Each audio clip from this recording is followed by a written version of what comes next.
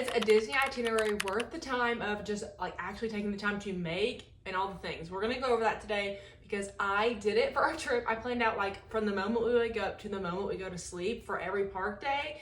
So in this video, we're gonna talk about how I planned it, if I think it's gonna be worth it, and just all the things. So first thing I did is I just Googled and I did a ton of research on if I thought an itinerary was worth it. And a lot of y'all are saying yes online. So I was like, okay, we're gonna get into this. I did all of the research and then I went and found the perfect itinerary for us. I Googled and found this one. I will put a picture of it right here. And I just found it online. If you want the link to this, I will put it down in the description. That way you can find it. But let's get into why I thought we could do this and why we should do it for our trip. Because guys, last trip was so beyond stressful. We went through and did not plan out anything because I thought we planned too much on the trip before that, and then it was just too planned out. So this trip I was like, let's plan nothing. I was like, okay, we did not have fun. We actually were overly exhausted. Obviously we had fun. We were at Disney World. It was magical. We loved it, but we were so over exhausted because we were like running from one end of the park to the other over and over and over again. And we had two little kids with us, so like a 2.5-year-old and a 7 or 8-month-old, like little kids. It was just exhausting. So this trip I have promised myself we're not doing that. I am making sure we hit one area of the park, we do everything we want to do there, and then we move on instead of running back and forth, because when I tell you my feet hurt so bad, the kids were so fussy, me and my husband were just like at each other's necks. We were all just so tired. So let's get into what I did, and I'm going to show you a little bit of a little clip right here, kind of just explaining how I did it and how my brain worked into making this work on paper. Like I said, I'll put a thing right here to show you what I did. So I went on Disney's website, just disney.com, and you can search up the maps for each park. For this example, we did Magic Kingdom. I went on there and I ended up going to the map for Magic Kingdom and looking at where I wanted to start our day. I literally have it on here like perfectly how I want to do it. I want a rope drop. I want to go straight to Starbucks to get coffee because I know I'm going to be tired. Then I want to go over and I want to do castle pictures and things like that. And I literally have that written out from time schedules, like 7 to 8 a.m. rope drop, 8 to 9 a.m. castle pictures, coffee, things like that. 9 to 10, meet the princesses, because that's when it opens over in Fantasyland. So just things like that. And I knew like hitting things in certain areas that are just going to be like in a cohesive like walk through instead of like a zigzag walk where we're just like going all over the place and we're exhausted. So I picked the map up. That way I was able to go through and scan and look at what is near each other, because I know what things are close, but then also like I feel like when I'm not looking at it on a map, I kind of get confused. So pulling up the map on the website really helped me, because I also could do it on my phone at the same time to kind of look at like character meets food, ride, all the things at once. It was super helpful for me as someone who gets a little bit overwhelmed or like anxious in these scenarios. And it's okay if you get anxious. I know it's like sometimes people think that's like a crippling thing and it's embarrassing. I'll be the first to say I get wound up anxious and just overly stressed in big crowds, big situations, and making a lot of decisions. So this helps me to minimize making a lot of decisions on the spot because they're already been made. I even have our lightning lanes on here, like literally written out what times we have, the rides we want to hit, the schedule of the day, the meal plan, so everywhere we want to eat for lunch, breakfast, snacks, all the things, and then the characters and the photo passes we want to do. So like literally all of it from my brain to the paper, and I'm going to set it as my screensaver. Like I just think this is genius. I'm going to put it right here, that I'm setting it as my screensaver the day of each park. That way I don't have to get out the itinerary 1,000 times from my backpack or from my photos and my camera roll or whatever. I can just open up my phone and it's right there. And I personally think this is gonna be a huge help. So I want to walk through like a day or two of the 3. We're only gonna do 3 days. So we'll just walk through all 3 days of what we're gonna look like for the parks to kind of give you an idea of planning your park days. Because personally, like I said, I have been with kids. This is my 3rd time going with kids, and I think this is going to make it so much easier. And I will come back when we get back from our trip to do like a recap video on how I thought it went. But for now, let's jump into our days. I'll put a picture of each day up beside me while I'm going through it, but we are starting our morning off rope dropping Magic Kingdom, and we are going on a party day. So we're hoping the party day aspect makes it a little bit less crowds. That is what I've heard from people who've already been this year, and like even cast members that I know from family members, they have said it is low crowds on a party day because everybody comes when the party starts. But we don't have party tickets. We couldn't get them for this trip because we booked this really last minute. So we are starting at rope dropping Magic Kingdom, going over to get coffee, because I know we're gonna want coffee because it's Starbucks. Who doesn't want a Starbucks in Magic Kingdom on Main Street? That's kind of crazy. I do. I also want to try Joffrey's. I've not tried Joffrey's many times, so we might switch it up and try that. But either way, coffee, castle pictures, and filming content a little bit. And then literally just princess meet and greets, and then over from there to Tomorrowland. We want to just take our time and leisurely walk around without like rushing, because we have 2 little kids. So like rushing around is just not ideal when you have little kids. Then we're going to do lunch over at Casey's because that is so good and it's my absolute favorite. I feel like we can't go to Magic Kingdom without getting Casey's. And then we're going to try to get on the train because we've never done that, and our toddler is very obsessed with the trains right now. Then we'll go from there over to get a spot at the parade. I think we're gonna go over to Tiana's, over in that area where the parade starts, because we need to obviously go over there anyway to kind of ride rides and just, I want to get some beignets and go over to that area. So the parade starts over there if you did not know that, and so we are going to get a spot hopefully around there, around like 2 o'clock, 2:30, somewhere around there. Like, we're not pressing and like panicked over getting a spot for the parade, because I know some people wait out for parades and fireworks, and we're not doing that. Our toddler just didn't watch it last time, and she wants to watch the parade this time. So we've been trying to like manage things out that she wants to do, because obviously the trip is mainly for them. Obviously me and my husband love it, but they're the little kids and this is their time being little and it being magical. So want to do the things that our toddler's able to do because she can voice her opinion. Our 1-year-old just kind of goes with the flow because he's just 1 and doesn't know what's even going on half the time. After that, we will do everything in Frontier and Adventureland. So like Tiana's, Pirates, everything in that whole like vicinity area, just like hitting it without going backtracking, trying to just hit things that our toddler wants to do and then that we want to do as well. And we also do have lightning lanes planned. Tiana's, I think, is around like 3:55. I try to plan it around the parade area or the parade time. That way we could like watch the parade, eat a little snack, and then ride Tiana's, and like we have to do ride or swap for that. But we got lightning lanes, so it worked out well. After that, we'll probably go over to Main Street again, get some little snacks. Maybe I want to go over to I think my husband says it's Adventureland. I think it's Frontierland, but we can't agree, and I haven't looked on the map. So let me know in the comments if you know which land the little spring roll car is in, because I can't remember. But we did not get them last time, and we were both upset about it. We just forgot because, like I said, we were rushing around and exhausted. So this trip, I was like, we are not forgetting, we are getting spring rolls. So let me know if you know which land that is in, because I haven't looked it up yet and I don't know. So I'll let y'all tell me in the comments. After that, we are going to have to head out because the party will be starting, and we're going to go back to our resort for probably dinner in our little, like the cafe area is at the resort. We're going to be at All Star Movies. So anywhere over there, you know, they all have their own little cafe area. So we'll get food, do the pool, kind of just chill, and then try to go to bed early since we do rope drop the next day at Epcot. Epcot is one of my absolute favorites. I love Remy's, I love Guardians, I love all just the aesthetic of Epcot, like the vibes. They are so good, so fun. I love the monorail driving over the ball. Just watching the monorail go everywhere is so fun. Our toddler is like obsessed watching it, so it's very fun to be in Epcot because she can literally just stand there and watch it over and over again. But we love it. Last time we ate at Garden Grill, and I'm not eating there this time, which makes me a little sad, but we're trying not to eat as too many dining characters, like sit down experiences, because of the price. Like, it's just super expensive, and last time we kind of went a little bit all out and did one like every single day and sometimes twice a day. And if you know the price of those, it was astronomical and it was silly. We should not have done that. So this time we are not doing it. We only have one booked, and that is because of something that it came with, and I'll get into that in just a second when I talk about Hollywood Studios. But we are going to Epcot then, and after we rope drop Epcot, we'll be going over to Frozen. We're gonna go over to Frozen first, the ride, because it does get very busy. If you don't know, I'll tell you. Frozen, the line up there, it's long. I don't know what it is. I know it's a fun, cute kids ride, and everybody loves Anna and Elsa, but that line gets so long. So we rope drop it almost every time because we can never get the lightning lane. It's almost always gone, and I don't want to pick that over Remy's. I just love Remy's. So we always rope drop Frozen, and then from Frozen we will probably go over to the Grand Fiesta ride. We have never done that, and our toddler is obsessed with Donald, obsessed with the Three Caballeros. So we're gonna do that and then go over to meet Anna and Elsa. When we meet Anna and Elsa, it's always so fun because our toddler is just enthralled, and we just got our new Anna costume today actually, and she asked us if she could bring it to show Anna.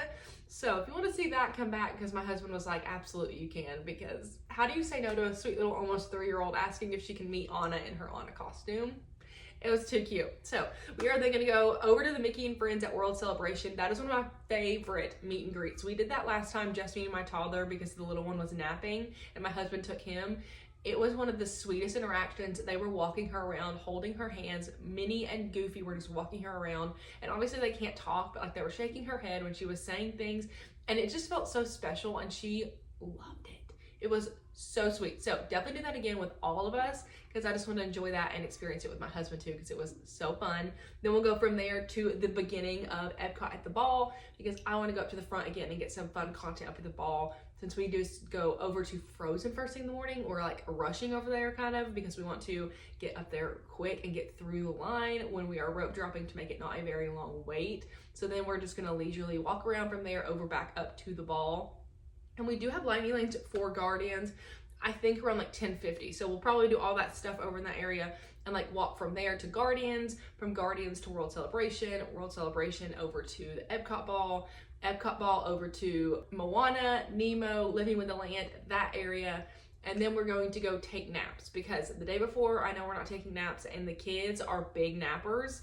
So them not napping multiple days in a row just won't cut it for us. That is to each their own. If your family, if your kids can nap in the stroller every day and not be hateful little gremlins, that is wonderful and you are blessed. But we are not blessed that way. Our toddler gets angry. So we have to make sure she has at least a good nap every other day or every 2 or 3 days in a row, especially after being like out in the theme park like that. It's like non-negotiable. So we're going back for naps around 1 o'clock.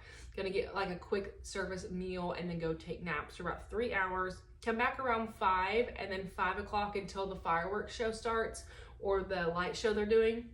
We've never watched it. So from 5 to then, we will just be hitting all of the countries in the back because we didn't do any of that in the morning, and just slowly going around looking for princesses, food we want to try, snacks, all the things, and just enjoying it, and then taking a break. So my husband's going to take the kids over to the park because there is a park in Epcot that we did not try out last time. I think there's 2, if I'm right. I don't know. You let me know. I don't know. I'm sure there are 2 parks and we are going to try at least one of them out. So my husband will take the kids and I can go shoot some quick content, get some like B-roll film, some quick easy things, because sometimes the kids are going to get irritable. They're going to be in a stroller so much, and so it's just nice to get them out and let them run around crazy and get their energy out, let their legs stretch, all the things.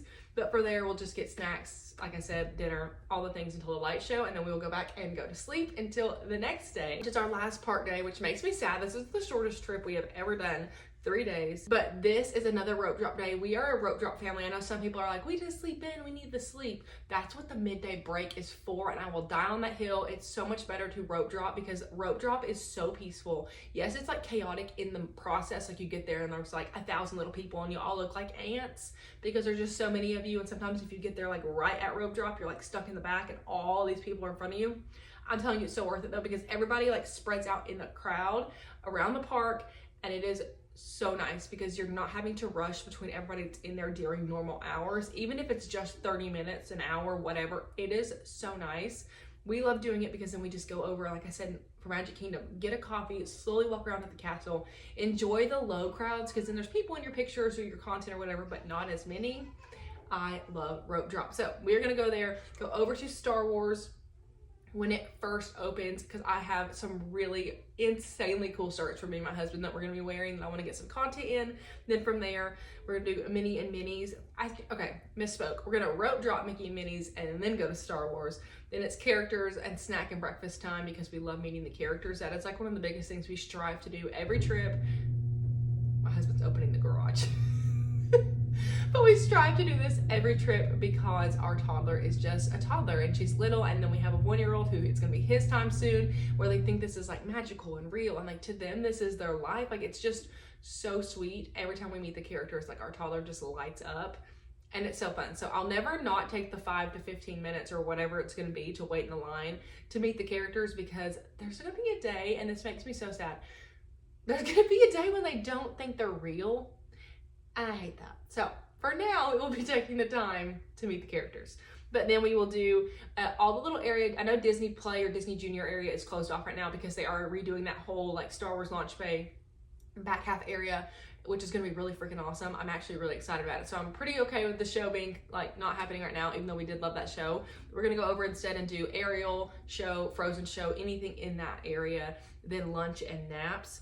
We'll come back probably around 4:45, 4:30-ish to catch the last Belle show. That's at 5 o'clock because our toddler loves Belle. So we try to make sure we also, like I said, incorporate things that we know for a fact she's going to enjoy, even if it's like something we don't want to sit down and watch because we've seen it 1,000 times. I said, like I said, she thinks it's real every single time. So she's obsessed with watching the live Belle show. So after that, we will do the villain show. Probably get a snack in between. The villain shows at 5:55. I did go through on my app and like look at the times, and I'll put it right here to show you what I'm talking about. I literally clicked it, went through the times to see like what the time would be if I wanted to go from Belle to the Villains or from this to the Villains, just like timing it out so we weren't running around. And I think that will be easier on us and the kids. And then I know there's somewhere to eat on Sunset Boulevard that is like right there in between all the things, and I can't think of the name, but we're gonna eat. It's where they have the really long hot dogs.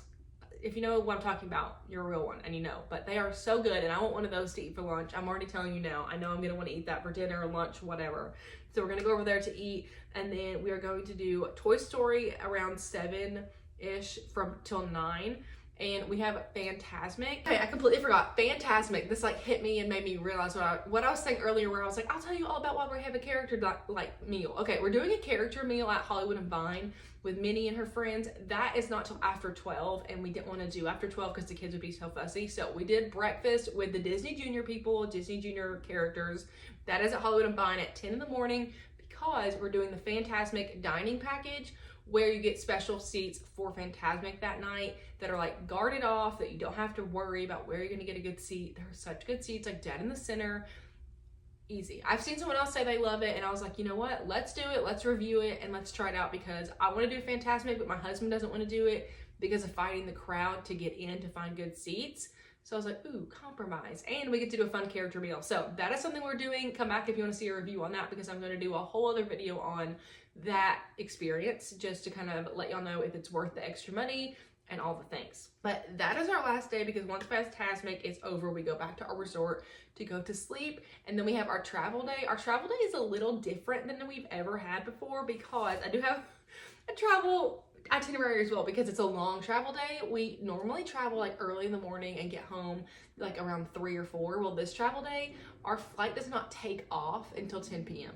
So we are like an extra whole day, and we were gonna do an extra park day, but I really don't want the kids to get exhausted to have to fly, because they don't travel well when they're exhausted. So instead we're gonna do like a sleep in / Disney Springs day. Gonna see if they'll let us do a late checkout and then leave our luggage at the front and do Disney Springs and kind of go to Gideon's, a few other places the kids want to go, and just like enjoy Disney Springs without like rushing around. So I think we're gonna do that, and then we don't have to be at the airport till 7:30 or 8.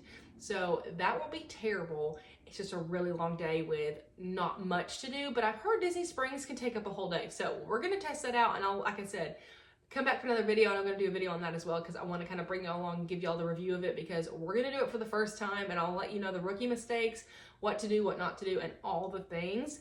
And hopefully this helps. I think this is gonna help our trip go really well. I will do another video kind of talking about if I thought this was worth it, what I would fix, what I would do differently, just all the things. But this is my first time doing an itinerary, but I really do think it's gonna help. If you have done this before, let me know, because I love chit-chatting and like giving ideas off each other and kind of just learning from other people's experiences. This was such a fun video to make, and I'm hoping this goes well. I will report back and let you guys know. Bye.